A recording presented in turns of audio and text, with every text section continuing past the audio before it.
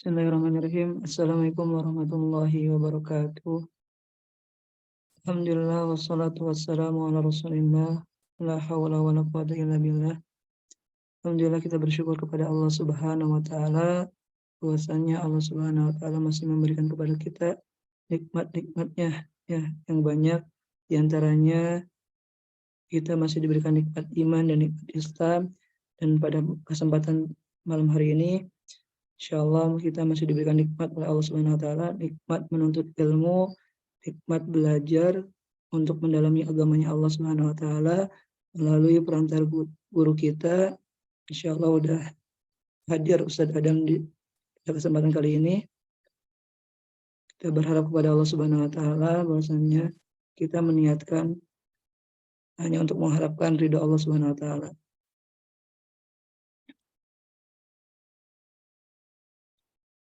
Langsung saja kepada Ustadz Adam kami persilahkan. Kepada Ustadz.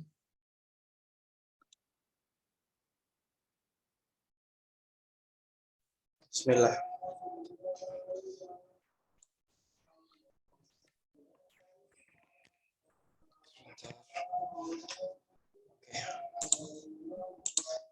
Bismillahirrahmanirrahim. Alhamdulillah. Wassalatu wassalamu ala Rasulillah Muhammad ibn Abdullah wa alihi wa sahbihi wa man wala, amma ba'd.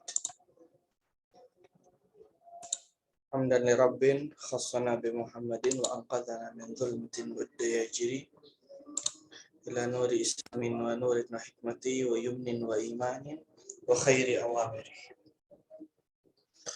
Alhamdulillah, atas nikmat Allah Subhanahu wa taala kita masih berkumpul bersama, kita masih menuntut ilmu Allah, menimba ilmu Allah Subhanahu wa taala, yang mana Allah Subhanahu wa taala berfirman dalam Al-Qur'anul Karim, A'udzubillahi minasyaitonir rajim, yarfa'illahu alladhina amanu minkum walladhina utul ilma darajat. Allah mengangkat orang yang beriman di antara kalian, dan lebih khusus orang yang diberikan ilmu dengan tingkatan-tingkatan yang sangat banyak. Ibnu Abbas berkata, di antara satu tingkatan dengan tingkatan yang di atasnya perjalanan 500 tahun.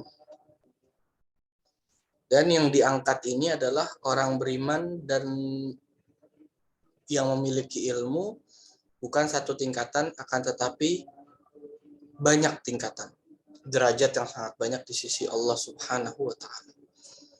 Maka dari itu ya, kita niatkan setiap kita mengkaji suatu ilmu agar kita mendapatkan derajat yang tinggi di sisi Allah Subhanahu wa taala tersebut, dan kita niatkan untuk ikhlas, karena ilmu adalah ibadah. Menuntut ilmu berarti seakan-akan kita dalam ibadah. Dan juga memang niat kita di sini adalah untuk membenarkan, untuk meluruskan agar ibadah kita diterima oleh Allah Subhanahu wa taala. Agar kita menjadi hamba yang baik, menjadi hamba yang berbakti kepada Allah, menjadi hamba yang betul-betul memberikan penghambaannya kepada Allah Subhanahu wa taala, dan ini yang Allah ridhoi dari kita. Jadi Allah Subhanahu wa taala sangat tidak suka hamba yang Allah ciptakan kemudian dia lupakan perintah-perintahnya Allah, dia langgar perintah-perintah Allah, dan dia terobos larangan-larangan Allah, dan kemudian dia tidak menganggap dirinya itu hamba, lupa dengan penghambaannya kepada Allah. Dengan cara apa? Dengan cara tidak beribadah, tidak menuntut ilmu untuk ibadah, tidak menyebarkan ilmu untuk ibadah, dan tidak ada di dalam hati merasa butuh kepada Allah Subhanahu wa taala, waliyadzubillah. Maka dari itu, ini suatu bentuk penghambaan kita kepada Allah Subhanahu wa taala. Kita mengkaji daripada ilmu-ilmu ini. Alhamdulillah, kita udah membahas dari awal ya, pembahasan yang cukup detail ya bagi kita di dalam fikih ibadat ya. Kita kan ngebahas ibadah. Memang yang kita bahas adalah ibadah. Ibadah itu memiliki tata cara ya. Sebagaimana sekarang kita kalau mau melakukan sesuatu apapun itu, ya kan, kita masuk ke perusahaan itu di mana-mana setiap suatu kegiatan ada SOP-nya, ada undang-undangnya, ada tata caranya, ada syarat dan ketentuannya dan lain-lain. Semuanya sekarang udah mengatur segalanya dengan detail. Ya. Ini di dunia manusia loh. Gimana halnya dengan penghambaan kita kepada Allah? Emang bisa asal-asalan? Emang bisa sembrono? Emang bisa semau kita? Emang bisa nggak ada aturan gitu? Nggak mungkin. Semuanya pasti ada aturan. Aturan inilah yang digambarkan dan dituliskan oleh para ulama di dalam kitab-kitab fikih. Berasal dari mana aturannya? Ulama yang membuat aturan? Bukan. Semuanya adalah pemahaman para ulama, ya, refleksi para ulama dari firman Allah Subhanahu wa taala, Al-Qur'anul Karim, dan sabda Nabi besar Muhammad SAW dalam Sunnatun Nabawiyah. Jadi dari dua sumber yang Allah berikan kepada kita ini, terbentuklah suatu jaringan undang-undang yang dinamakan adalah syariat. Nah, syariat ini bukan sesuatu yang remeh, bukan sesuatu yang biasa-biasa aja. Ini adalah suatu yang agung, suatu yang mulia, suatu yang suci, yang mana berhubungan kita langsung kepada pencipta kita. Masya Allah. Jadi kalau orang mengagungkan atau bukan mengagungkan, menghormati, respect kepada suatu peraturan di suatu perusahaan atau di suatu kenegaraan atau di suatu sektor tertentu, dia hormat, respect dan dituruti undang-undang tersebut, yang lebih pantas kita hormati, yang lebih pantas kita junjung dan kita respect adalah undang-undang untuk beribadah kepada Allah Subhanahu wa taala, yaitu dalam ilmu-ilmu ini. Nah, ini dari mukadimah ini kita membahas daripada suatu ibadat kepada Allah Subhanahu wa taala. Ibadah kepada Allah Subhanahu wa taala, caranya bagaimana, syaratnya apa, syarat ketentuannya apa, dan hal-hal yang membatalkannya apa. Seluruhnya dibahas secara rinci di dalam ilmu fiqh ini atau al-halal wal haram ini. Nah, alhamdulillah kita udah membahas dari awal, dari tentang syarat-syarat baligh atau tanda-tanda seseorang sudah baligh. Kemudian tentang istinja, kemudian tentang air, kemudian tentang berwudu, kemudian tentang tayamum, kemudian tentang haid dan nifas, kemudian tentang najasah, kemudian tentang muqaddimah sebelum sholat, kemudian tentang ketika masuk waktu sholat apa yang diwajibkan kepada kita. Ini semua sudah kita bahas, semuanya ilmu yang sangat berharga dan suatu kewajiban untuk kita mengetahuinya. Sekarang kita udah sampai ke dalam inti daripada itu semua, yaitu adalah sholat, penghambaan kepada Allah Subhanahu wa taala. Ya, bentuk penghambaan. As-sholatu silatun bainal abdi wa rabbih. Salat adalah merupakan silah, tali penghubung antara hamba dan Tuhannya. Dari itu, ini nggak sembarangan. Jadi kita nih makhluk yang paling kecil, yang kecil-kecil sekali dibandingkan alam semesta. Kita ada suatu saat kita menghamba kepada Allah yang maha besar, pencipta planet bumi, pencipta alam semesta, pencipta galaksi ini, pencipta seluruh yang ada di bumi dan di langit 1 sampai 7, pencipta arsy, pencipta kursi, pencipta lauh, pencipta surga, pencipta neraka, yang mana kita nggak tahu sebesar apa ciptaan-ciptaan Allah tersebut. Kita hamba yang paling kecil, kita bisa berhubung kepada Allah pada suatu saat itu. Momen-momen tersebut adalah momen yang paling sakral.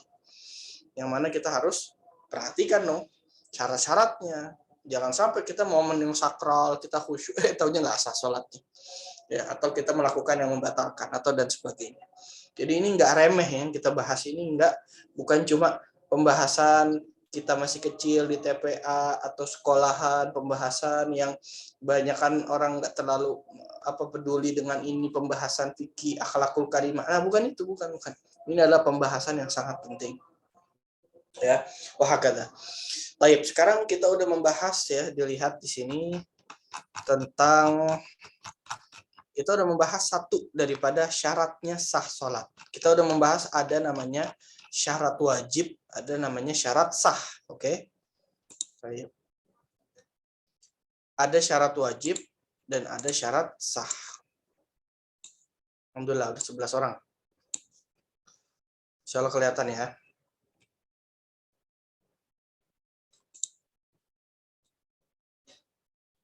Kalau kita coba. Oke. Kalau begini nggak bisa. Oke. Salahnya.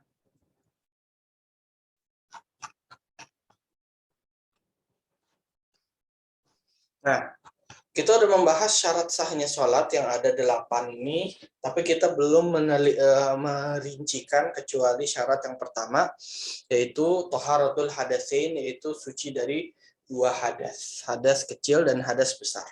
Jelas ya, kita udah membahas ini juga, apa itu hadas kecil, apa itu hadas besar, semuanya kita udah bahas. Hadas kecil adalah yang mewajibkan wudhu, hadas besar adalah mewajibkan mandi dan lain-lain. Kita udah bahas. Sekarang kita masuk ke syarat yang kedua di sini. Syarat yang kedua di sini adalah tahara anin najasa fi thawbi wal badani wal makan. Tahara anin najasa fi thawb wal badan wal makan. Nah, ini ya. Yaitu adalah suci dari najis di dalam as-saub, pakaian, di dalam al-badan, yaitu tubuh, wal makan adalah tempat. Di dalam pakaian, tempat, dan tubuh. Pakaian, tempat, dan tubuh orang yang sholat. Jadi kita harus memperhatikan kesucian. Beda kesucian dari yang satu sama yang dua. Kesucian satu itu lebih ke kesucian maknawi yang tidak terlihat. Kan orang nggak punya wudhu nggak bisa dibedain sama orang yang punya wudhu, benar nggak? Ada nggak kita lihat orang lagi jalan nih ada wudhu nih, ini nggak ada wudhu, nggak ketahuan, ya kan?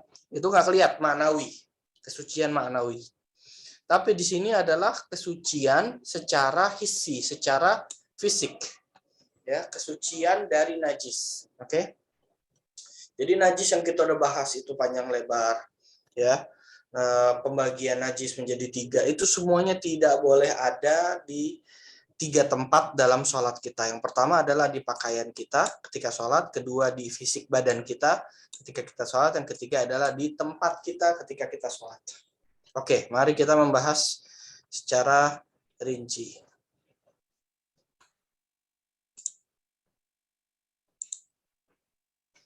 Ini kita udah bahas. Kemudian selanjutnya, ini dia pembahasan sekarang.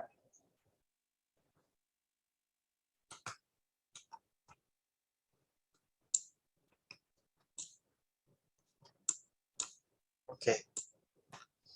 At-taharatu anin najasa fi thawbi wal badani wal makan. Pertama, sholat seseorang tidak sah kalau di 3 tempat ini ada najis, sebuah najis, oke? Yang najis itu tidak dimaafkan. Ada najis yang dimaafkan, dimaklumi najis tersebut, ya. Seperti apa najis yang dimaklumi? Itu ada beberapa, sebenarnya ada najis yang dimaklumi di air, ada yang najis yang dimaklumi di sholat, ya. Najis yang dimaklumi di sholat contohnya darah yang keluar sedikit ketika kita lagi sholat dan cuma sedikit. Oke, darah yang keluar seperti bibir kita berdarah atau jerawat contohnya keluar ya darahnya tanpa kita sengaja di dalam sholat, itu darahnya kalau sedikit ya nggak sampai sekoin itu ma'fu, dimaafkan, berarti tidak apa-apa dan sah sholatnya.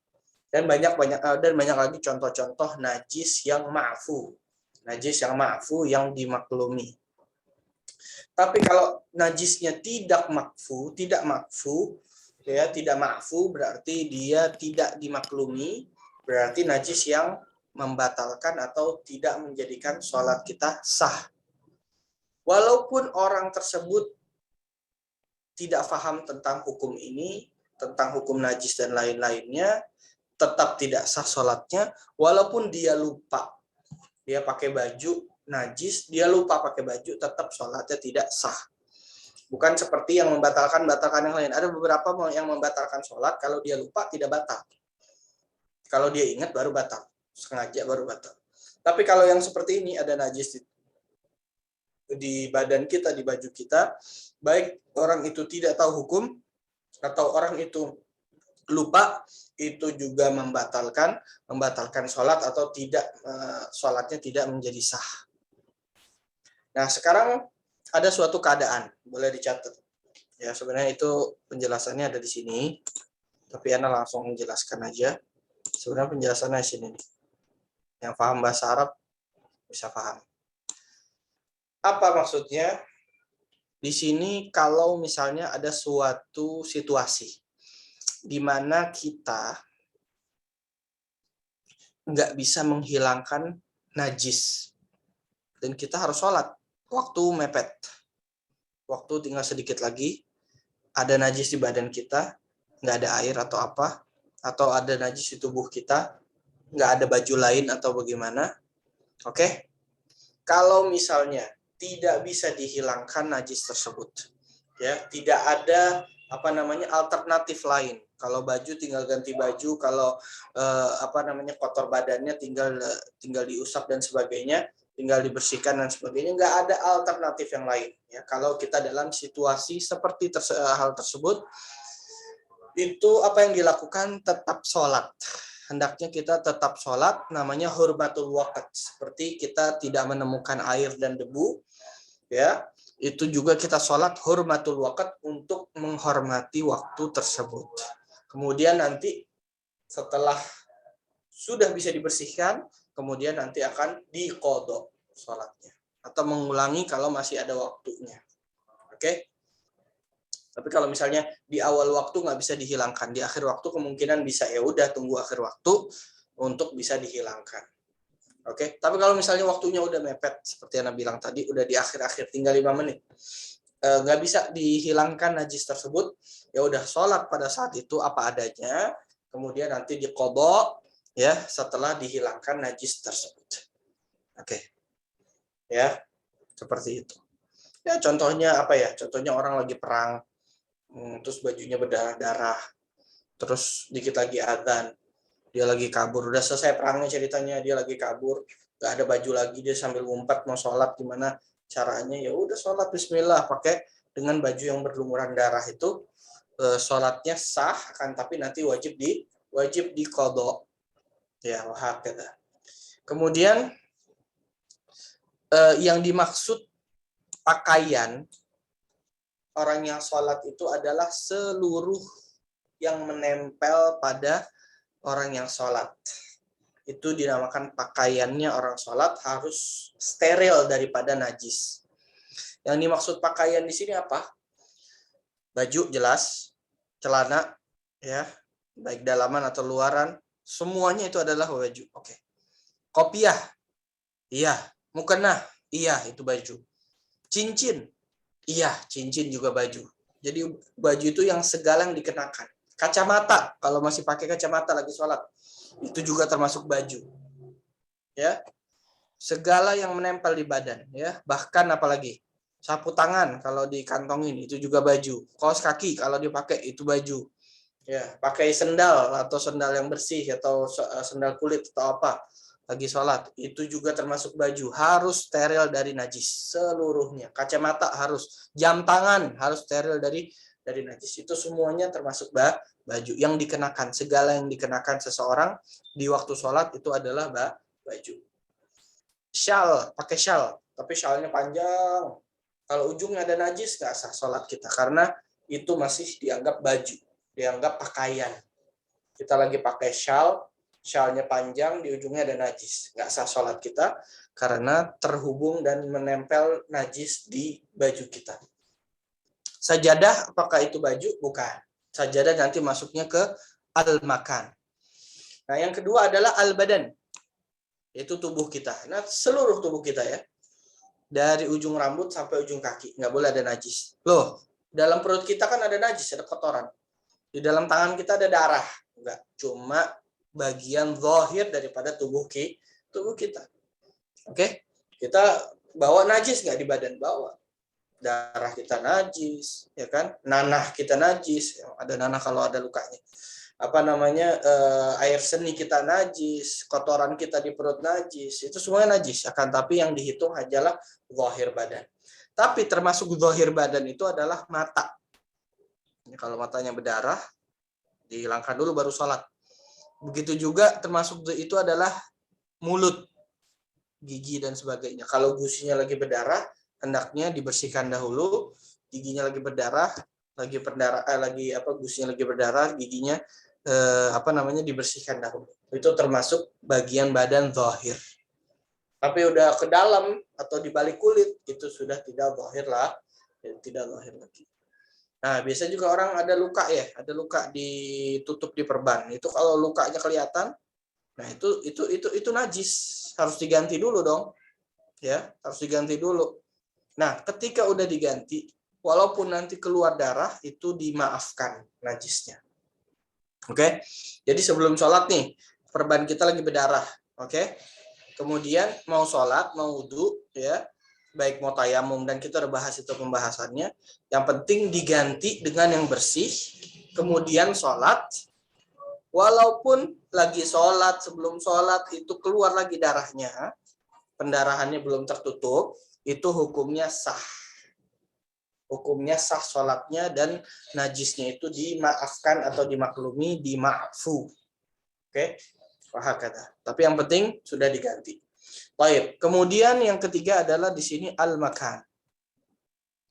Al-makan adalah tempat. Di sini ada tarik garis.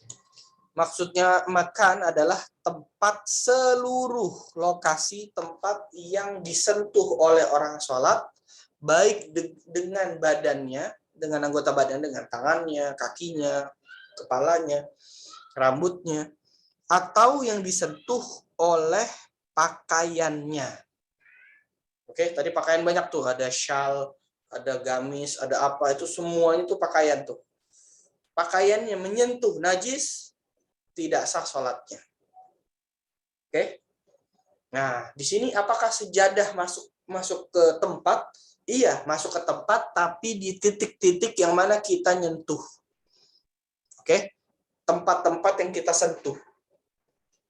Jadi kita lagi sujud nih, mana tuh tempat-tempat yang kita sentuh, itu harus steril. Oke? Baik yang kena badan kita atau kena baju kita, pakaian kita, itu harus steril. Nah, Anda udah pernah bahas sebelumnya ya, untuk sebagian mungkin baru pertama kali, bahwasanya kalau misalnya ada najis di tengah-tengah sejadah kita, itu kita masih sah sholat, selama kita tidak menyentuh baik dengan baju atau dengan badan. Tapi hukumnya makruh kalau kita bersetara atau kita berpapasan atau satu garis ya, berpapasan ya, menaungi daripada najis tersebut walaupun tidak menyentuhnya, hukumnya makruh. Oke. Jadi kalau menyentuh batal atau tidak sah salatnya. Tapi kalau menaungi atau bersejajar dengan najis, itu hukumnya makruh, tapi tetap sah sholatnya. Jadi, sejadah kalau ada najisnya kita tahu dan tidak kita sentuh, itu masih boleh dibuat. Sholat sebenarnya sah, walaupun makruh kalau bersetaraan dengan kita. Akan tapi lebih afdol dicuci seluruhnya agar kita jauh daripada najasa. Oke. Nah, kira jelas. Ini adalah taharah anin najasah fi thawbi wal badani wal makan.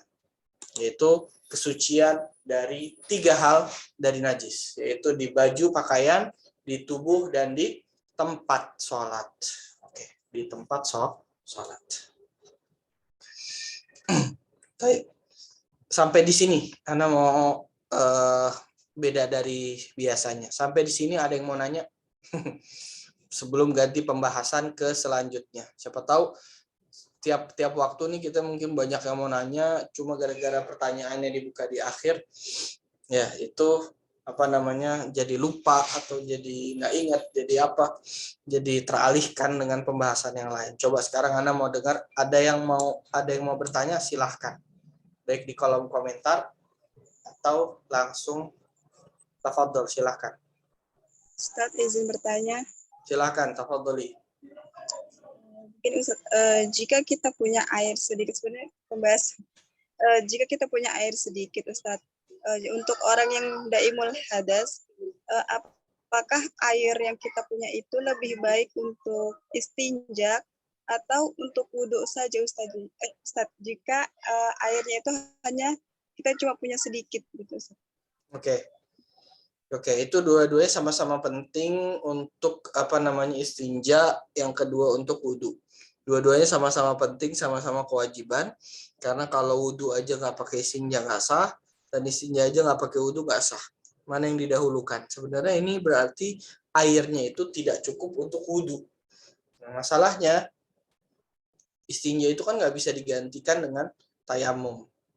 Istinja ya, apalagi kalau misalnya daimul hadas ya, daimul hadas, hadasnya berbentuk cairan ya, bukan yang bisa diganti istinjanya dengan batu. Kalau yang bisa diganti istinjanya dengan batu, ya itu kan berarti istinjanya boleh diganti batu, kemudian airnya dipakai untuk wudhu.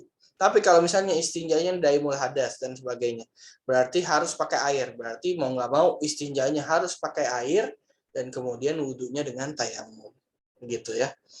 Jadi kalau yang bisa digantikan ya. Kalau misalnya salah satu yang bisa digantikan, ya udah, berarti yang nggak bisa digantikan pakai air, yang bisa digantikan. Oke, seperti itu ya. Kalau misalnya kebalik ya, debu nggak ada. Oke, debu nggak ada. Tapi dia bisa istinja dengan batu. Oke, apa yang dilakukan? Ya udah, istinja dengan istinja dengan batu, kemudian wudhu dengan air. Wahakata. Dan juga kebalikannya juga seperti itu. Nah, anak kira jelas ya. Ada lagi yang mau nanya? Silahkan, yang berhubungan dengan suci dari najis di dalam tempat, baju, dan badan orang yang sholat. Karena mau nanya Ustadz. Fadli. Misalnya gini Ustadz, di tempat kerja kita itu ini dianggap insya Allah bersih gitu. Tapi kita melihara kucing gitu Ustadz. Terus kaos kaki kita ini ada bulu-bulu kucing gitu yang nempel. Itu kemudian kita pakai kaos kaki untuk sholat, gimana itu Ustadz? Ya, bulu kucing itu termasuk najis, soalnya dia masih hidup. Jadi segala sesuatu yang terpisah dari hewan yang masih hidup, yang kalau matinya itu najis atau bangkai, seperti kucing, itu segala yang terpisah dari hewan tersebut hukumnya najis. Maka hendaknya kita bersihkan dulu semampu kita sampai sudah tidak terlihat atau sudah kelihatannya sudah bersih, kemudian pakai ya dan sholat ya. Jadi kita harus berhati-hati dalam masalah ini ya. Jadi masalah kucing ini paling sering nih. Ya, walaupun Rasulullah bilang kucing ini adalah hewan yang sering berkeliling di rumah kalian, tidak apa-apa. Tapi ulama bilang mengatakan tidak apa-apa ini, maksudnya tidak apa-apa dia dibolehkan untuk berkeliling, jangan kita larang ya, maksudnya seperti itu. Tapi tetap ya, hal yang terpisah dari kucing tersebut itu mu'tamadnya adalah hukumnya najis. Maka hendaknya kita bersihkan dulu semampu kita ya, semampu kita. Tapi kalau misalnya ya ada suatu keadaan, Islam ini mudah ya. Ya, maksudnya kita nggak menggampangkan, akan tetapi kalau sudah dalam keadaan darurat itu Islam memudahkan. Maksudnya gimana? Kalau misalnya kucingnya ada banyak di mana-mana, tempatnya segala macam, itu tidak bisa dihindari. Nah, itu diperbolehkan atau najisnya itu menjadi najis yang dimaafkan, yang dimaklumi. Oke? Jadi kalau misalnya kucingnya ada banyak, nggak bisa dibersihkan, atau sudah dibersihkan ada lagi, dan terus, dan susah. Nah, itu kalau misalnya udah dalam keadaan darurat, itu ada kemudahan, yaitu najis seperti itu dimaafkan. Seperti kalau kita di sholat di tempat yang banyak laronnya atau banyak serangganya. Sebenarnya kan nggak boleh, sayapnya ini satu, nggak sah sih kita sholatnya. Tapi lagi banyak ini nggak bisa sholat di tempat lain dan sebagainya, itu dimaafkan. Ya, dimaafkan najis tersebut. Ya kan. Tafadhol yang lain. Atau langsung kita jelaskan yang lain. Ini pembahasan selanjutnya, pembahasan penting, yaitu tentang aurat. Ada yang mau nanya, Fadhol? Siap, Ustadz. Assalamualaikum warahmatullahi wabarakatuh. Waalaikumsalam warahmatullahi wabarakatuh. Ustadz, saya kurang paham tadi ketika dicontohkan sama Ustadz ya, ketika dalam peperangan, terus si tentara tersebut itu berlumuran darah. Kemudian yang bersangkutan sholat, itu sholatnya kan disah ya? Iya. Sholatnya kan disahkan tuh. Tetapi yang jadi pertanyaan, kenapa di kemudian hari harus dikodok, Ustadz? Mohon penjelasannya, Ustadz. Oke. Gini, kita harus menjelaskan tentang artinya sah ya. Jadi ada sah, ada menggugurkan kewajiban. Oke. Sebenarnya ini kita udah bahas dari yang kemarin nih.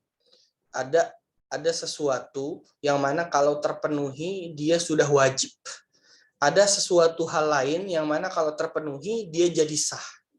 Nah, yang sudah wajib ini sesuatu yang kalau terkumpul itu sudah wajib, itu lebih luas daripada sesuatu yang terkumpul itu menjadi sah. Contohnya apa? Kita udah suci, udah gimana-gimana, itu kita wajib sholat, oke? Enggak, maksudnya kita kalau sudah baligh, kalau muslim, berakal, itu kita kan sudah wajib sholat. Nah, tapi nggak sembarangan, nggak semua orang yang wajib baligh, akil dan itu dia wajib sholat, dia sah sholatnya. Harus ada syarat lain yang mana ketika dia penuhi baru sah.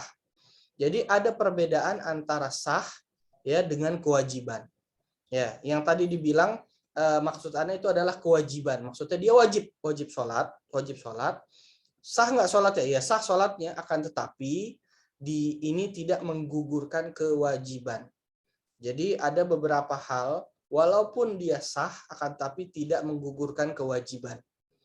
Menggugurkan kewajiban maksudnya apa? Maksudnya harus dikodok lagi. Kalau tidak menggugurkan kewajiban, harus sholat lagi. Ada beberapa keadaan di dalam bab toharoh ini, beberapa keadaan ini dia dianggap harus sholat, tapi nanti dikodok. Kita udah bahas sebenarnya banyak di bab tayamum. Ya, di bab tayamum itu banyak pembahasan. Ada seseorang wajib sholat, tapi nanti harus sholat lagi. Kapan itu? Kalau sholat di tempat yang biasanya ada air. Pada saat itu nggak ada air, itu hukumnya wajib sholat sekarang. Nanti kalau udah ketemu air, wajib sholat lagi di kodok. Dan juga contohnya lagi kayak orang tidak menemukan air ataupun debu. Nah ini wajib dia sholat, tetap wajib dia sholat, tapi nanti dia wajib kodok ketika menemukan salah satu dari keduanya. Contohnya lagi orang lagi di pesawat atau di kereta api, dia nggak bisa sholat berdiri, soalnya harus berdiri, sholatnya duduk, itu harus dikodok lagi nanti. Soalnya kenapa? Soalnya dia sebenarnya mampu berdiri, cuma keadaan tidak memungkinkan. Ya, dia mampu berdiri, tapi keadaan tidak memungkinkan. Dia sholat hurmatul waqt, nanti dia wajib dikodok. Dan banyak contoh-contoh lain. Jadi di sini kita simpulkan bahwasanya tidak seluruh hal yang sah itu menggugurkan kewajiban.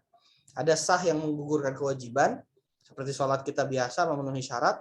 Ada sah yang tidak menggugurkan kewajiban, seperti contoh-contoh yang tadi. Ya, jadi tetap sah sholatnya, wajib sholat, tapi tidak menggugurkan kewajiban. Nah, kata ya, seperti itu. Kira jelas. Oke, sekarang kita lanjut ke pembahasan aurat. Nah, kita lihat nih di atas ini. Mana sih? Ah, ini.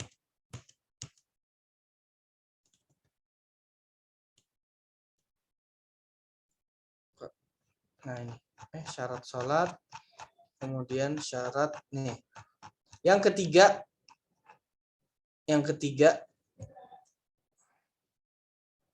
ketiga adalah satrul aurah, menutup aurat. Berarti kita harus pelajarin apa itu aurat. Oke. Apa itu aurat? Ini penting. Masalahnya aurat ini secara bahasa ada dua definisi. Yang pertama adalah yang wajib ditutup, yang kedua adalah yang haram dilihat orang lain, yang haram dilihat. Ya. Yang haram dilihat dan wajib ditutup. Oke. Yang haram dilihat dan wajib ditutup. Itu dua definisi dan seringkali itu dua-duanya berlaku. Oke, kita nggak usah membahas kapan yang wajib dilihat aja, kapan yang wajib ditutup aja. Yang haram dilihat dan wajib ditutup aja. Tapi kita membahas sekarang di dalam sholat. Sebelum kita masuk ke sholat, kita akan membahas apakah aurat itu. Aurat ini, ya, secara bahasa adalah an-naqs, kekurangan. Maka dari itu kita, ya Allah tutuplah aurat kami, ya Allah. Ada kan doa-doa seperti itu. Jadi aurat itu dalam bahasa Arab itu aslinya adalah kekurangan. Ya. Orang yang pamer-pamer aurat berarti dia pamer-pamer kekurangan. Ya, kekurangannya dia, ya kan, sesuatu aibnya dia. Ngapain malah dia pamerin? Ngapain malah dia buka? Ini kan suatu kekurangan. Secara bahasa aja udah kekurangan artinya. Secara bahasa aja udah kekurangan. Kemudian aurat juga di dalam bahasa Arab wasyai'ul mustaqbah, sesuatu yang buruk. Sesuatu yang buruk aurat, ya. Jadi aib, ya, seperti aib. Ya, kita minta sama Allah agar ditutupi aib kita, kekurangan kita, kesalahan kita. Ya, itu adalah aurat secara bahasa. Secara syariat di dalam bab sholat adalah yang wajib ditutup, ya, yang wajib ditutup. Walaupun nggak haram dilihat, ya. Oke, tapi wajib ditutup waktu sholat. Tapi di bab nikah, di bab pernikahan itu sesuatu yang haram dilihat. Berarti nggak boleh dilihat oleh orang lain. Yang ketiga di sini adalah menutup aurat, yaitu menutup, ya, yang gini. Kita di aurat ini ada macam-macam cara pandang. Aurat itu kan yang penting ditutup, berarti kan ditutup. Oke, ditutup ini dari mana? Apa ditutup dari atas? Orang lagi sholat nih dari atas ketutup auratnya. Apa dari tengah, depan, kanan, kiri, belakang? Atau dari bawah? Dari bawah, kalau ada orang di bawah, ke atas ketutup auratnya. Nah, di sini dibahas bahwasannya aurat yang wajib ditutup adalah hanya dari atas dan dari tengah. Maksudnya apa? Kalau ada orang dari atas melihat kita lagi sholat, melihat kita di bawah lagi sholat, harus kita itu tertutup auratnya. Contohnya laki-laki antara pusar dan lutut. Itu tertutup dari atas, nggak kelihatan sama sekali. Emang ada orang kelihatan auratnya? Iya, kayak orang pakai gamis, nggak pakai apa-apa dalamannya. Dan kancingnya itu atau bagian atasnya itu longgar. Nah, itu kalau dia lagi ruku atau dari atas kelihatan, itu bisa kelihatan auratnya semuanya. Ya kan? Cuma pakai gamis saja, nggak pakai apa-apa lain. Nggak pakai daleman. Nah, itu batal sholatnya, tidak sah. Kecuali kalau dia di tengah-tengahnya dia kasih seperti sabuk. Oke, walaupun terbuka kelihatan, dadanya kelihatan, ya, itu tetap sah sholatnya karena auratnya nggak kelihatan. Ya. Kemudian dari samping, berarti dari samping nggak kelihatan auratnya, nggak ada auratnya, walaupun nggak ada yang lihat, tetap nggak kelihatan dari samping, nah itu sah. Tapi kalau kelihatan nggak sah. Bukan dari bawah. Maksudnya apa? Kalau ada orang di atas sholat, kita di bawah, kelihatan lututnya dari bawah. Itu tetap sah selama dari sampingnya dia dan dari atasnya dia ketutup. Ya, orang kan pakai sarung ya. Pakai sarung, kadang-kadang nggak pakai celana panjang. Berarti apa? Berarti lututnya kelihatan. Kalau dia di atas, ya kan? Itu hukumnya sah sholatnya. Oke? Sah sholatnya. Ya. Ini kita nggak ngomong kalau ada yang melihat ya. Kita ngomong terlihat. Terlihat itu bisa dilihat. Oke? Walaupun nggak ada yang melihat sama sekali, ya tetap aja kalau buka aurat lagi sholat tidak sah sholatnya. Nah sekarang dari dimensi yang lain, dari segi yang lain. Yang ditutup ini apa? Maksudnya penutup aurat ini dari segi apa? Dari segi apa namanya? Tembus air, ya, atau tembus pandang, atau tembus apa? Nah, ini adalah harus menutupi warna kulit. Oke? Warna kulit. Bukan menghalangi air. Jadi ada plastik. Bisa nggak dibuat penutup aurat? Nggak bisa. Plastik yang putih tuh. Nggak bisa. Kenapa? Warnanya masih kelihatan. Walaupun air, wah itu apa namanya? Anti air. Ya, kalau ada yang nyiram itu apa nggak basah sama sekali. Ya, maksudnya nggak ada pori-porinya dan sebagainya. Kalau masih kelihatan, masih ketara warnanya, itu belum menutupi. Jadi harus menutupi sampai tidak kelihatan warnanya, warna kulitnya. Oke? Ya kalau bayangan nggak apa-apa lah. Tapi warna kulitnya, bayangan lagi ada sinar nggak apa-apa. Tapi ini warna kulitnya sampai kelihatan.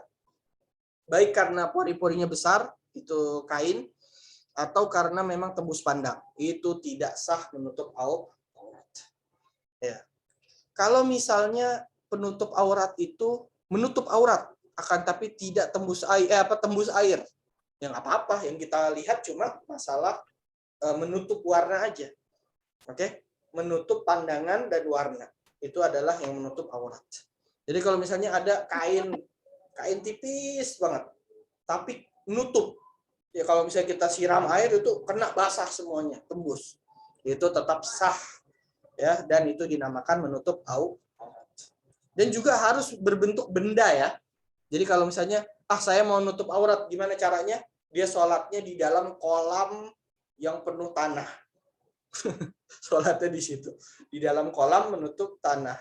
Itu kan nggak kelihatannya karena air, karena tanah. Bukan karena benda yang menutupi, enggak. Dia karena di dalam air yang tidak yang tidak kelihatan, itu tidak sah. Ataupun dia sholat, tahu nggak di dalam apa? Di dalam kemah yang sempit. Kemah yang sempit nih, dia nggak pakai baju di situ sholat. Kan nggak kelihatan orang. Ya nggak kelihatan orang, tapi itu bukan pakaian namanya ya. Itu cuma menutupi, tapi bukan nggak memakai. Harus ada bahan, ada benda yang menutupi, baik dari besi, dari seng, dari aluminium, apapun ya, atau dari bahan, dari kain, dari karet, dari plastik yang warna hitam yang nggak kelihatan dan sebagainya. Pokoknya menutupi. Itu adalah definisi aurat di dalam sholat. Oke, harus ditutupi dengan cara-cara tersebut. Kemudian, sekarang mana aurat? Mana batasan aurat? Aurat berbeda-beda antara laki-laki dan perempuan, dan di luar sholat dan di dalam sholat. Dan zaman dahulu tuh ada masa perbudakan, itu ada hamba sahaya dan orang merdeka. Itu berbeda antara mereka dan mereka. Kita membahas pertama auratnya laki-laki. Dan aurat ini berbeda dari segi yang memandangnya. Oke? Paham nggak? Jadi lagi sendiri, atau lagi sama istri, atau lagi sama temen, atau lagi sama mahram, atau lagi sama orang lain, itu beda-beda. Oke? Jadi kita akan membahas perorangan, habis itu dari segi yang memandang. Oke? Jadi auratnya dia kalau bersama si fulan itu bagaimana? Dari mana sampai mana? Auratnya si dia dengan si orang lain itu bagaimana? Nah, ini adalah yang akan kita bahas. Di sini tulisannya auratul rajul, aurat laki-laki. Nomor 1 di sini yang kanan dulu. Ma'a zaujatihi wa amatihi. Hanya bersama istrinya yang halal, istri sah, bukan yang sudah dicerai, itu bukan istri lagi, dan amah ini budak perempuan. Di sini tulisannya la aurah, tidak ada aurat sama sekali. Ya, karena memang Allah Subhanahu wa taala sudah menghalalkan bagi suami istri ya untuk saling melihat dan sebagainya. Ya. Budak perempuan juga seperti itu. Budak perempuan boleh dinikahi, boleh. Baik. Jadi tidak ada aurat jadi antara suami dan istri. Begitu juga suami tidak memiliki aurat di hadapan istrinya, begitu juga istri tidak memiliki aurat di hadapan suaminya. Maksudnya nggak ada yang wajib ditutup kalau cuma dengan pasangannya. Baik. Kedua, dalam keadaan sholat. Oke. Nah, ini disamakan biar gampang. Yang satu jawaban. Auratnya laki-laki di dalam sholat. Dan ketika di luar sholat bertemu orang laki-laki lain. Oke, laki-laki sesama lelaki. Wanisa al-mahramiyat, dan juga kalau bertemu dengan nisa wanita yang mahram. Ibunya, anak perempuannya, kakak perempuannya, adik perempuannya, itu adalah ma baina surrati war rukbah. Antara pusar dan lutut. Antara pusar dan lutut. Oke. Karena udah bahas sebenarnya detail ya. Pusar ini ya, itu baik di depannya atau kita tarik garis sampai ke belakang, itu adalah aurat. Nah, boleh tuh kebuka di sholat, batal sholatnya, atau di depan laki-laki lain, di depan orang laki, berarti dia dapat dosa, atau di depan orang perempuan yang mahram, ibunya, kakaknya, adiknya, anaknya, ya, di bawah aurat itu, jadi dia dapat dosa. Dan juga sampai ke lutut. Dan lutut ini Anda bilang, lutut sebenarnya bukan aurat, akan tetapi kita nggak tahu batasnya lutut dan kita nggak bisa memastikan bahwasanya hanya lutut, nggak ada yang lebih dari lutut yang terbuka. Jadi kita wajib menutupi sebagian lutut, ya, karena kalau kita nggak bisa, ada kaidahnya, ada sesuatu kewajiban yang sesuatu hal yang bisa enaknya bahasanya, sesuatu hal yang mesti dilakukan untuk kewajiban, berarti hal itu jadi wajib. Suatu hal yang mesti dilakukan untuk suatu kewajiban, hukumnya jadi wajib. Padahal itu nggak wajib. Nutup sebagian lutut nggak wajib. Tapi karena kita tidak bisa melihat atau memastikan tertutupnya aurat, berarti menjadi wajib menutup sebagian lutut. Ya, menutup sebagian lutut hukumnya wajib karena kita tidak bisa pastikan mana yang aurat, yang mana yang bukan, nggak ada batasannya. Nah, itu berarti wajib, menjadi wajib karena itu adalah sarana untuk yang wajib. Oke. Membasuh muka dalam wudhu. Oke. Terus lebih dikit itu hukumnya wajib. Lebih sedikit, soalnya kita nggak tahu mana batasannya. Kita lebihkan sedikit itu hukumnya wajib. Ya. Tangan sampai siku. Lebihin siku atau sikunya itu wajib. Itu kenapa? Karena kita nggak tahu mana batasan siku. Jadi agar kita dapat yang wajib, kita harus lebihkan sedikit. Nah, itu hukumnya menjadi wajib. Oke. Itu adalah aurat laki-laki baik dia dalam sholat. Walaupun begini tetap nggak sopan ya. Kita sholat cuma pakai sarung aja. Sah sholatnya tapi nggak sopan. Ini kita nggak ngebahas tata krama dan budi pekerti dan norma dan sebagainya. Kita nggak ngebahas itu. Kita ngebahas kalau ada orang nggak punya baju, sholat begini, sah atau enggak? Sah selama ditutupi antara surah warukbah, antara pusar dan lututnya. Paham ya? Jadi ini kita nggak ngebahas artinya ini sunnah, bukan. Harus dilakukan, enggak. Ini adalah minimal, batas minimal yang mana kalau di atas itu atau di bawah itu tidak sah. Ya. Tapi apa namanya budi pekerti, norma akhlak ya, kita harus pakai atasan. Kita harus pakai atasan. Bersama mahram ya. Jangan buka-buka aja baju dikit-dikit ya, nggak apa-apa, saudara, keluarga. Tetap aja ya. Tetap aja lebih afdol, lebih adab kita menutup apa namanya badan kita. Baik.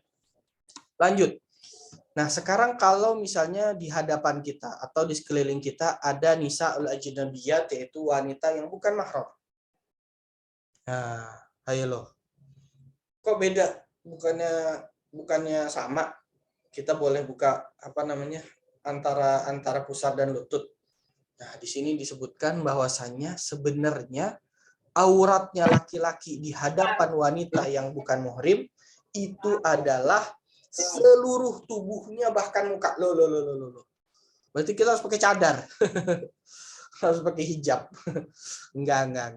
Ini termasuk pengecualian sesuatu yang haram dilihat tapi nggak wajib ditutup. Ya. Maksudnya apa? Maksudnya gini. Wanita haram, ya, ini mazhab Imam Syafi'i.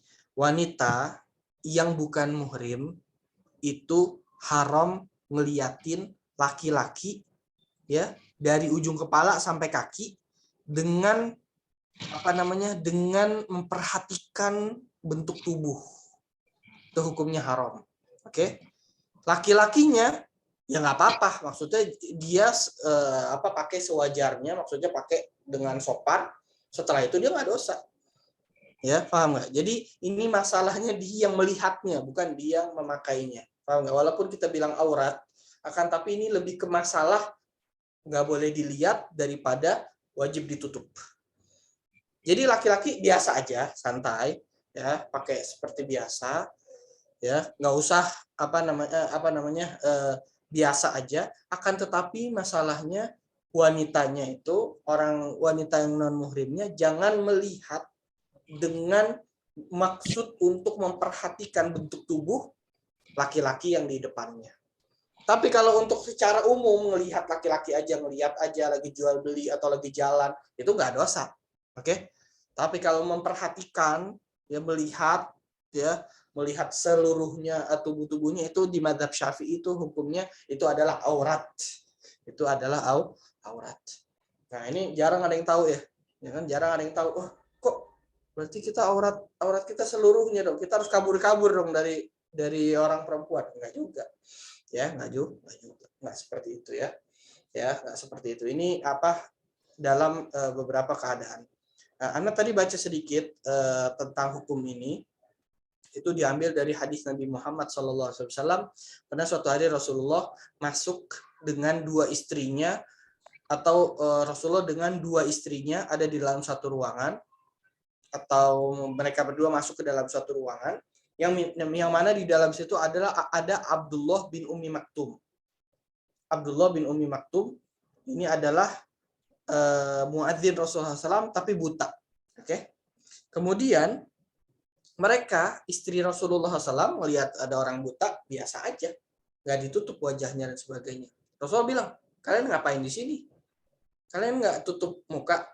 Nggak nggak berhijab dan sebagainya. Ya Rasulullah, dia nggak melihat ya Rasulullah.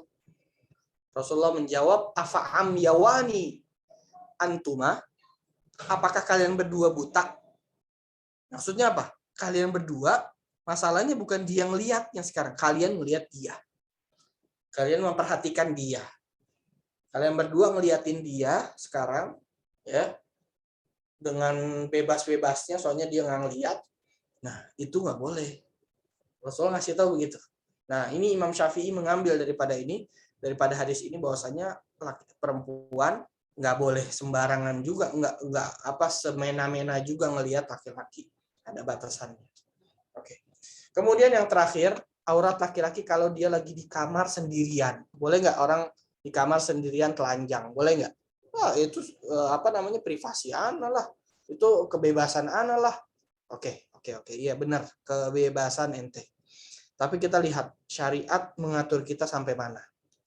Di sini kalau kita dalam keadaan sendirian, betul. Oke. itu ulama mengatakan ada batasan aurat. Loh, sama istri aja nggak ada aurat. Masa saya sendirian ada aurat? Iya, auratnya adalah 2 kemaluan. Ya, kemaluan depan dan kemaluan belakang. Loh, kenapa? Oh, saya mandi biasa nggak pakai pakaian apapun. Nah, gini. Ulama nggak bilang kedua aurat itu aurat itu harus ditutup selamanya, nggak boleh dibuka. Nggak, bukan. Ini masalahnya gini. Diperbolehkan membuka aurat depan dan belakang kalau ada kebutuhan, ada hajat. Seperti lagi mandi, seperti kepanasan banget nih, kepanasan, gerah, atau mau lagi nyuci baju lagi sendirian, itu diperbolehkan. Nggak apa-apa. Tapi kalau lagi nggak ada keperluan apapun, ngapain coba? Maksudnya ngapain? Ini sebenarnya menarik kita dari lingkup fikih ke lingkup yang lebih luhur lagi, yaitu ente nggak merhatikan ada Allah, ente nggak malu ada Allah, ente nggak malu Allah ngelihat ente. Ya walaupun kita pakai baju, Allah tahu aurat kita semuanya, tahu. Tapi perasaan kita dilihat tuh mana? Perasaan kita dipandang itu mana sama Allah?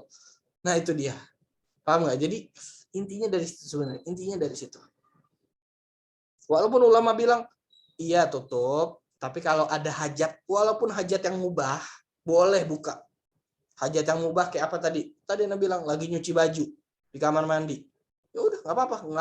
Nggak mau kena najis apa bajunya, udah. Mau nggak pakai busana apapun boleh.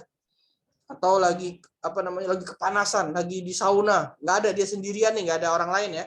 Boleh. Nggak pakai apapun. Akan tetapi ya, itu dia. Intinya itu sebenarnya yang tadi tuh yang Anda bilang masuk ke dalam ranah di luar fikih, yaitu adalah ranah kita muraqabah, merasa dipantau oleh Allah Subhanahu wa taala. Ya gitu ya.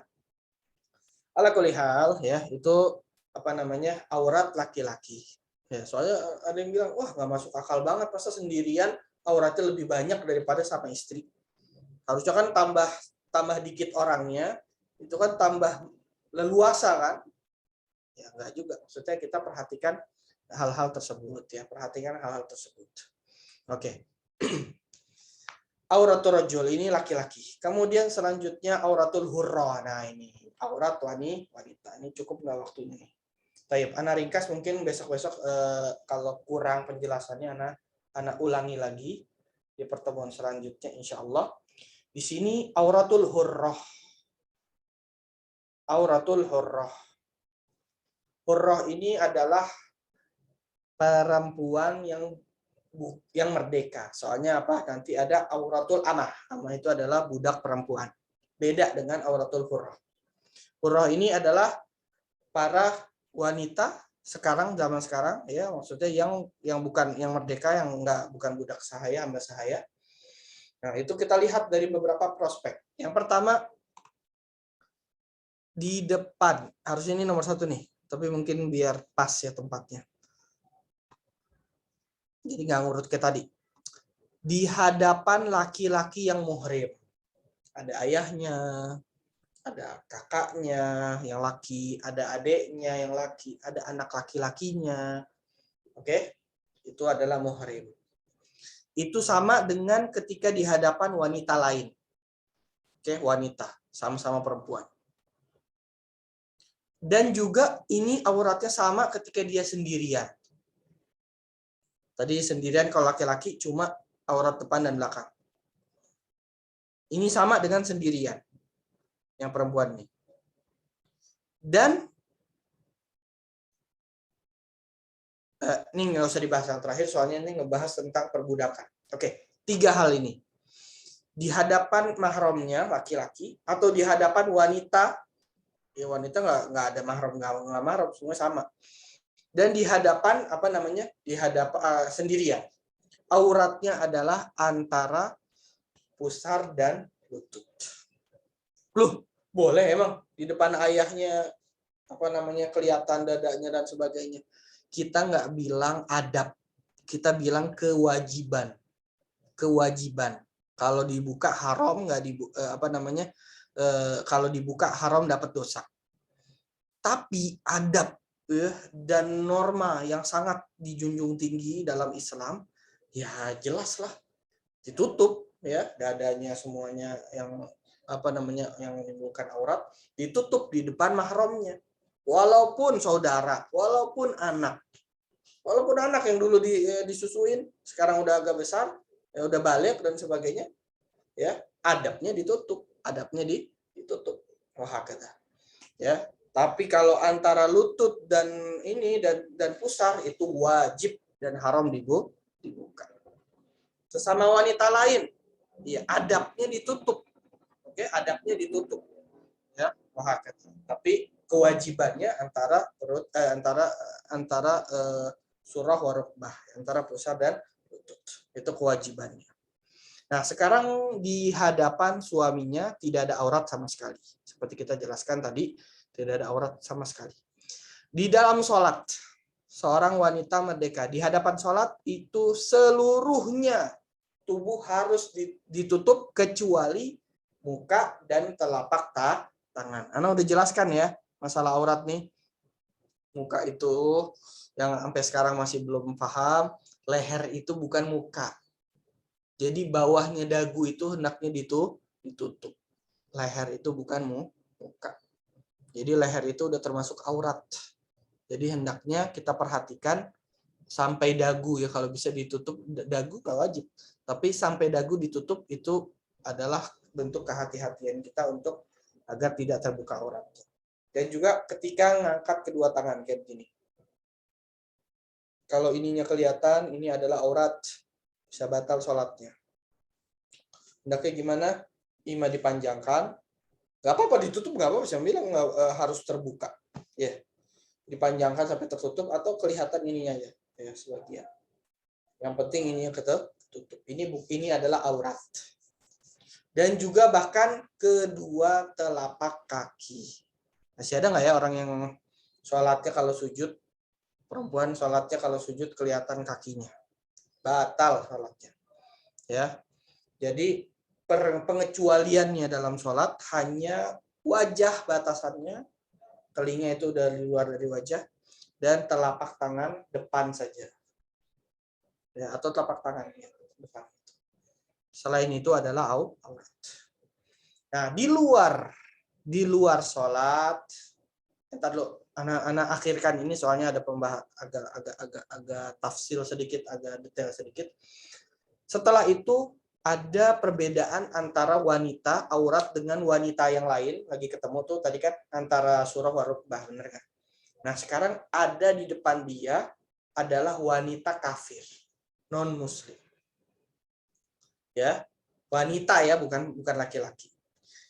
Ada wanita muslimah, di depannya adalah wanita non muslim. Itu ulama mengatakan kita harus lebih hati-hati dengan mereka. Soalnya mereka itu nggak punya ya maksudnya rasa malunya sedikit, nggak ada syariat dan sebagainya. Mereka bisa ceritain ke kaum laki-lakinya dan lain-lain. Mereka bisa ngomongin orang Islam, bisa mencaci orang Islam kalau melihat badannya gimana. Itu batasannya lebih besar lagi, yaitu adalah maya bedu indal mihna. Kalau sama perempuan yang muslim, tadi kan boleh pokoknya auratnya di antara pusar dan lutut. Tapi kalau sama orang non muslim wanita itu harus ditutup lebih.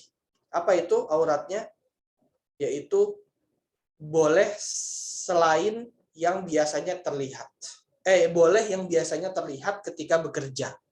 Contohnya apa? Tangan sampai siku lah. Tangan sampai siku. Oke, kaki sampai lutut udah jelas. Setengah kaki lah, setengah. Muka, rambut, ya. Biasa kan lagi kerja gitu, kerja di dapur kelihatan rambutnya semua. Nah, tapi kalau badan, dada, itu semuanya tutup. Itu di depan wanita non muslim. Oke? Agar tidak diomongi, diolok-olok dan sebagainya di hadapan orang lain karena mereka non muslim. Tapi kalau sesama wanita muslimah ya udah yang tadi itu. Nah, sekarang yang terakhir ada pembahasan yang paling penting. Ya maksudnya memang ada khilafnya di situ. Adalah wanita ketika di luar sholat, ya baik sendirian atau gimana, dan di hadapan laki-laki yang non-muhrim. Ini sempat viral ya, masalah beberapa waktu yang lalu tuh ada masalah cadar, buka cadar, lepas cadar dan seperti itu. Oke. Hukumnya apa? Gini. Semua itu berasal dari hukum yang Allah firmankan, illa ma dhahara minha, di dalam surat An-Nur. Ya, hendaknya wanita menutupi seluruh tubuhnya illa, kecuali ma dhahara minha, yang tampak. Yang tampak ini banyak tafsirannya.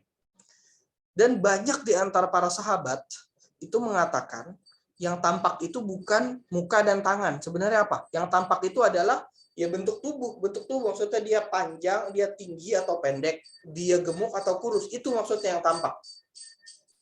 Paham nggak? Maksudnya apa? Yang maksudnya nggak ada pengecualian. Semuanya ditutup. Nah, ini adalah beberapa tafsir beberapa sahabat dan dipakai dengan beberapa ulama yang mengatakan bahwasanya wajah dan tangan juga wajib ditutup. Cadar atau hijab panjang seluruhnya, walaupun mata. Ada sebagian bilang kecuali mata, sebagian bilang kecuali mata, satu aja mata. Ala kulihat. Ya. Nah, itulah yang disebutkan di sini jami'u badaniha, seluruh badannya. Mengambil dari tafsir beberapa sahabat tersebut. Akan tetapi banyak hadis-hadis lain ya yang menyatakan bahwasanya muka boleh kelihatan. Ada hadis-hadisnya. Ya. Dan tangan juga muka boleh kelihatan. Oke. Taib. Nah, di sini ada satu garis di sini. Ini garisnya aneh nih, soalnya beda sendiri. Harusnya kan lurus ya. Ini garisnya belok nih. Nah, ini dia. Kalau wanita yang merdeka, ya, Imam Ar-Ramli, Muhammad Ar-Ramli, salah satu imam dari mazhab kita, dan Imam Al-Khatib Asy-Syarbini itu mengatakan wajib menutup muka dan kedua telapak tangan. Oke, yang cadar tadi itu. Itu adalah pendapat dua ulama mazhab Syafi'i, dan salah satu mazhab Syafi'i yaitu Imam Ibnu Hajar itu mengatakan tidak wajib. Oke, tidak wajib. Berarti apa? Berarti boleh terlihat wajahnya dan telapak tangannya. Ini artinya apa? Artinya Islam luas. Artinya syariat kita Masya Allah, Alhamdulillah. Artinya apa? Artinya yang nggak mau pakai cadar silahkan, yang mau pakai cadar silahkan. Dua-duanya boleh dipilih, dua-duanya benar, dua-duanya memiliki dalil, dua-duanya memiliki, ya. Yang nggak boleh tuh mempermainkan. Yang nggak boleh mempermainkan agama. Buka tutup. Terus kalau misalnya udah nutup, nggak milih-milih orang. Masa nutup di depan ustadz, terus nanti di depan di rumahnya, di pinggir rumahnya dibuka. Tutup di depan ustadz, nanti di tempat lain yang nggak ada orang, dia buka. Apa maksudnya? Bukan dimainkan, agama tuh nggak dipermainkan gitu. Syariat ente bilang tutup, berarti ente yakin bahwasanya itu wajib. Udah wajib. Ya, nggak ada tutup buka, nggak ada. Ya, kalau ente yakin bahwasanya tidak wajib, ngapain nutup? Udah buka aja. Wah, kata. Nah, tapi ini semua yang tadi Anda bilang, itu kalau tidak ada fitnah. Fitnah itu apa? Kayak digodain, di jalan digodain. Fitnah itu terjadi imma perempuan ini parasnya cantik atau sangat cantik atau ya berlebihan lah. Pokoknya di luar biasa lah, di luar normal. Itu kan fitnah ya, kalau dilihat orang-orang liatin dan sebagainya. Itu kan fitnah. Lah, ini kenapa nih kok keluar sendiri? Sebentar. Baik. Ya. Itu kan fitnah ya. Seperti itu kan fitnah. Berarti apa? Berarti wajib ditutup pada saat itu. Wajah dan telapak tangan wajib ditutup pada saat fitnah. Ya, ketika orang-orang kemungkinan dia akan dilihat jadi pusat perhatian atau dipandang orang, atau jadi undangan untuk orang jahat, untuk orang yang menggoda dan sebagainya, pada saat itu kalau ada fitnah itu wajib ditutup seluruhnya. Ya, maka dari itu ini masker ini bagus banget sekarang nih ya. Menutup sebagian itu untuk apa? Yaitu kalau dalam keadaan tertentu ya, dalam keadaan di mobil atau di kereta atau di mana ada keadaan di mana kita takut ada fitnah, nah itu wajib ditutup. Baik yang mengatakan itu aurat atau bukan aurat wajib ditutup ketika ada fitnah. Oke? Nah, alhamdulillah selesai dari pembahasan masalah aurat ini. Tapi sebenarnya ada sisa sedikit lagi tentang masalah auratnya budak. Itu sebenarnya nggak terlalu penting karena nggak ada budak zaman ini. Walaupun ini agama perlu kita bahas juga ya. Tapi yang pentingnya udah kita lewatin tentang masalah aurat. Sekarang udah malam juga nih. Ana persilahkan siapa yang mau nanya silahkan tafadhol. Kembalikan ke moderator dulu. Silakan untuk teman-teman yang ingin bertanya. Boleh ditulis, boleh langsung. Izin bertanya kembali Ustadz. Silakan, tafadholi. Tadi itu aurat wanita, sering sekali melihat Ustadz di masjid-masjid gitu sholat berjamaah, kaki ibu-ibu itu terlihat ketika sujud Ustadz, karena kita di belakang gitu kan, jadi terlihat. Kemudian tapi dengan cepat juga menutupi kembali gitu Ustadz. Gimana itu Ustadz? Oke. Seperti itu. Oke. Gini ya, kalau misalnya kita udah yakin itu adalah aurat, berarti kalau dibuka batal, kalau ditutup wajib, dibuka batal. Nah, sekarang hukumnya kalau misalnya tiba-tiba tersingkap, ya, dengan tanpa sengaja, tersingkap, terbuka, tanpa sengaja, hukumnya wajib langsung ditutup. Kalau ketika tersingkap, dia ada waktu jeda, dia nggak tutup, dia bisa batal sholatnya. Tapi kalau misalnya langsung dia tutup segera, tanpa ada jeda sedikit pun, itu tetap sah sholatnya, walaupun sempat terlihat auratnya. Dan ini hukumnya sama dengan seluruh aurat. Jadi kalau lagi sholat, ada angin, terbuka auratnya, langsung dia tutup, berusaha dia tutup, itu sah sholatnya. Tapi kalau dia diamkan walaupun sejenak, di mana dia harusnya bergerak atau menutup, itu batal sholatnya. Ya, ada lagi? Nyambung Ustadz ya. Fadholi, silakan. Ini Ustadz, satu lagi. Misalnya kita wanita ini kadang sehelai rambut kadang itu pernah Ustadz setelah salam itu kan assalamualaikum kemudian mengusap muka baru terasa gitu ada rambut ternyata yang keluar satu helai. Itu gimana Ustadz? Diulangi atau gimana sholatnya? Iya, itu berarti itu berarti kan auratnya kelihatan. Berarti selama sholat berarti terbuka auratnya atau kelihatan auratnya, itu wajib diulangi sholatnya. Wajib diulangi sholatnya. Maka dari itu hendaknya sebelum sholat kita betul-betul memperhatikan. Ya, kalau ada kaca bagus ya. Kita siap-siap kaca ya. Kalau di musola di masjid itu siapkan kaca, itu bagus juga. Bukan kaca di depan. Kalau di depan lagi sholat nanti kaca deh. Bukan, tapi siap-siap kaca agar setiap orang yang mau ini sholat melihat dulu ada rambutkah yang keluar, atau dengan dilihat dengan diraba dan sebagainya. Hati-hati, santai, jangan terburu-buru mau sholat. Perhatikan ada aurat, ada rambut yang keluar. Udah selesai baru sholat. Yaitu termasuk tambahan adab atau tambahan untuk hati-hati bagi seorang wanita.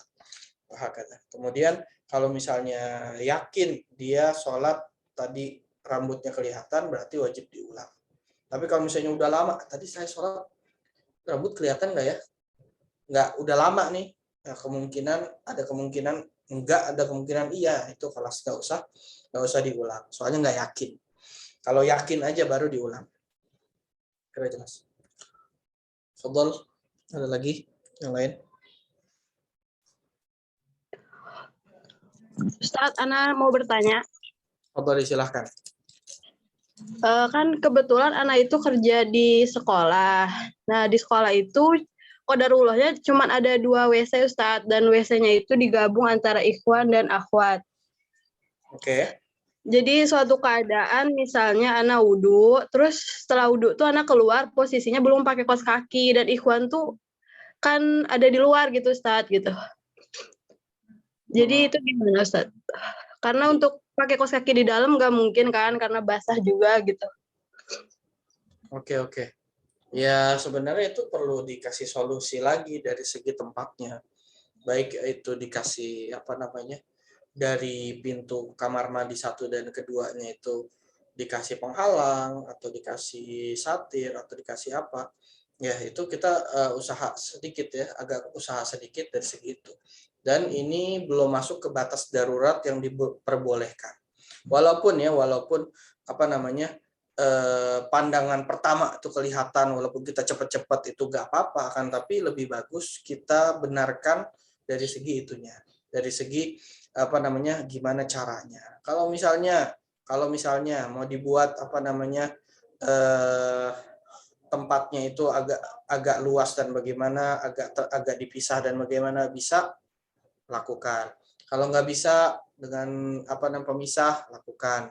Kalau nggak bisa lagi, kecuali dengan tempat duduk di dalam kamar mandi, contohnya aja ya, tempat duduk atau satu kursi yang agak tinggi di kamar mandi agar untuk memudahkan untuk memakai kaos kaki, lakukan. Pokoknya kita lakukan semampu kita, dan ini belum sampai ke tahap darurat yang mana diperbolehkan segalanya, enggak.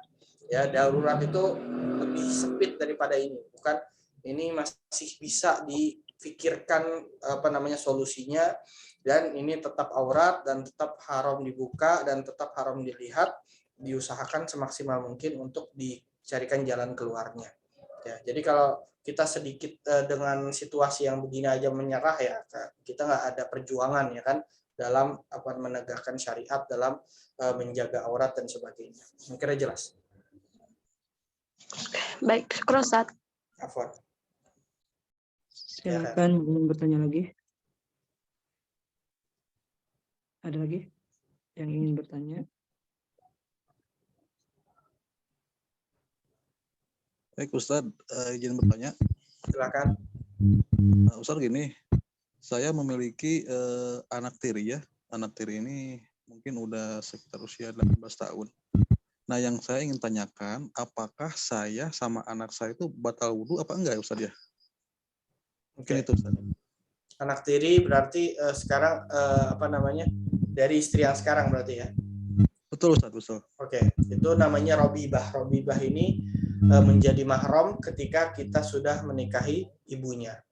Jadi menjadi mahram dengan kita, tidak batal wudhu kita dengan bersentuhan dengannya, apa namanya, ketika kita sudah menikahi ibunya.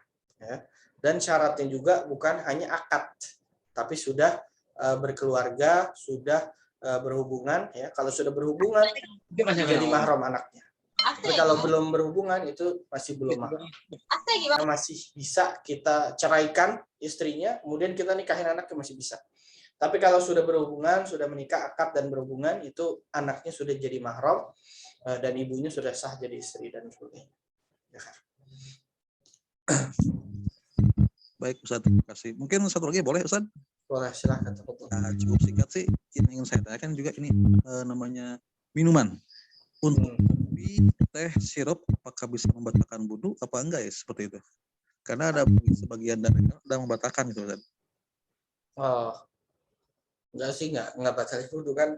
Yang batalkan wudhu cuma 4. Cuma apa namanya, keluarnya sesuatu dari 2 jalan, kemudian bersentuhan dengan muhrim, kemudian apa namanya, kemudian hilangnya akal, kecuali minum kopi hilang akal, batal wudhunya. Kemudian yang terakhir adalah menyentuh kemaluan.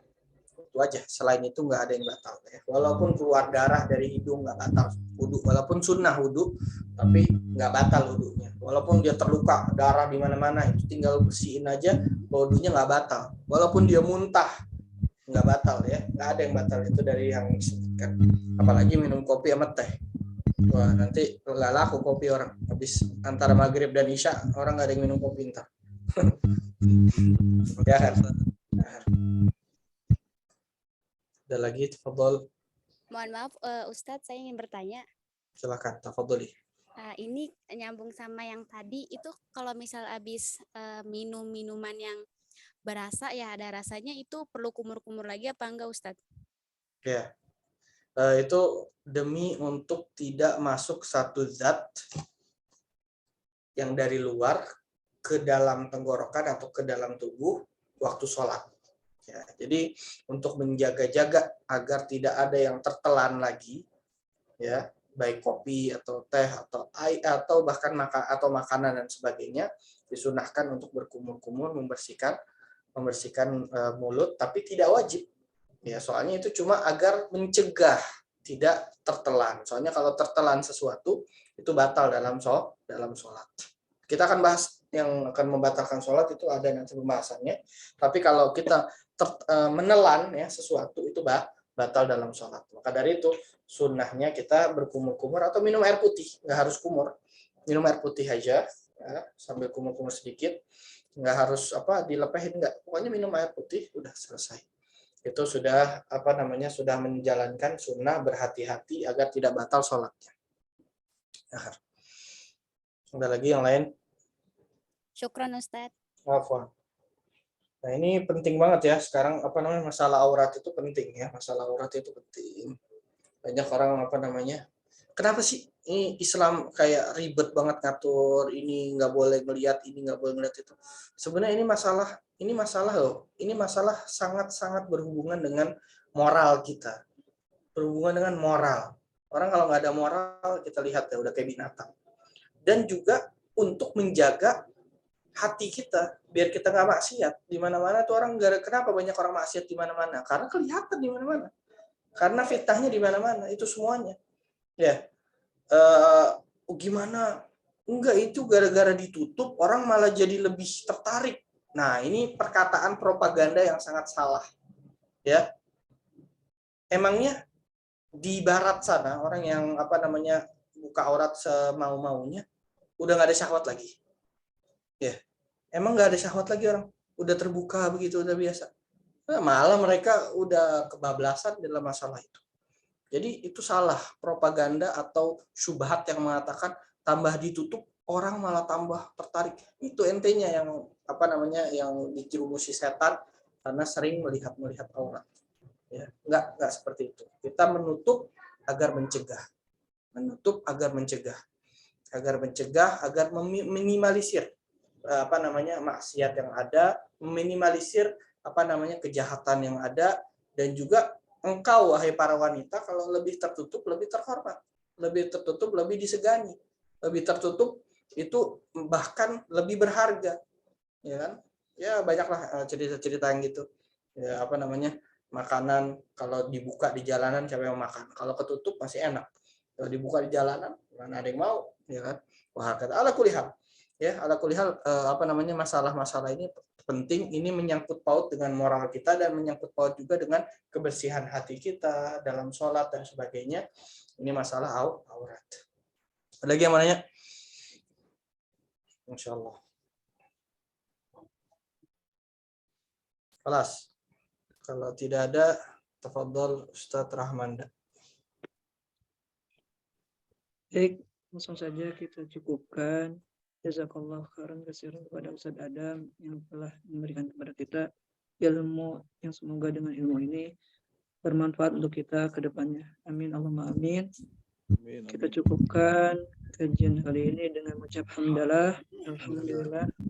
Doa kafaratul majlis, subhanaka Allahumma wa bihamdika asyhadu an la ilaha illa anta astaghfiruka wa atubu ilaik. Ini semua kelas ini ada rekamannya ya. Ada di YouTube Rumah Arsy. Silahkan yang mau ngulang-ngulang atau mau di-share ke teman-temannya, dicari channel Rumah Arsy, kemudian di-share atau diulang kembali, silahkan.